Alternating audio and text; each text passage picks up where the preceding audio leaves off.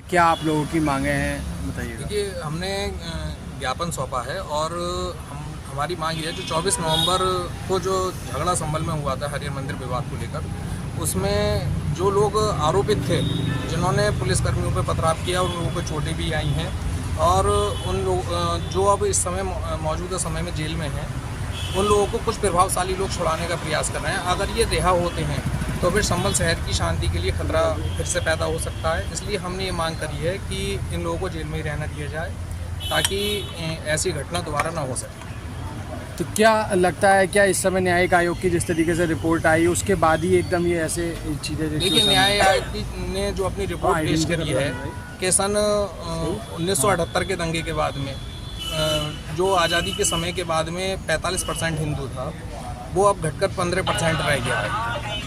वो 15% रह गया है। अब उसके बाद में भी मतलब कई झगड़े हुए, कई दंगे हुए, धीरे धीरे हिंदुओं का पलायन हुआ, लव जिहाद हुआ शहर में। लव जिहाद हिंदुओं को ख़त्म करने का प्रयास हुआ, उनके मंदिरों को नष्ट करने का प्रयास हुआ, उनके सबूत मिटाए गए।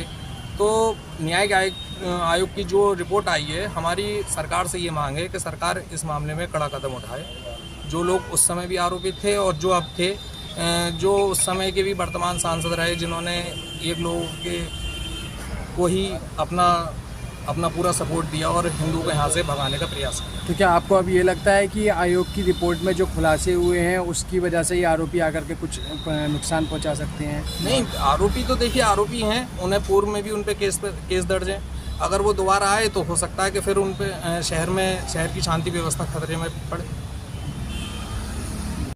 ज्ञापन दिया है, जो नवंबर में जो दंगे हुए थे, उन दंगों में जो भी जेल में बंद हैं, उन लोगों के बाहर आने के विरोध में ज्ञापन दिया गया है कि वो लोग फिर से पुनः वापस आकर, ऐसा ना हो शहर में आकर माहौल बिगाड़ें और आपसी सौहार्द जो शहर में बना हुआ है, बहुत अत्यधिक समय बाद में सौहार्द बना हुआ है, वो पुनः ना बिगड़े। इसलिए उनकी जेल से रिहाई की रोकथाम के लिए ज्ञापन दिया गया है। इससे पूर्व में भी कई दंगे हुए, NRC और CAA के समय भी दंगे हुए थे, तो कुछ लोगों ने उस समय माहौल बिगाड़ने की कोशिश की थी। इसलिए दोबारा पुनः शहर का माहौल ना बिगड़े, आपसी सौहार्द बना रहे, उसकी रोकथाम के लिए ये ज्ञापन आज दिया गया।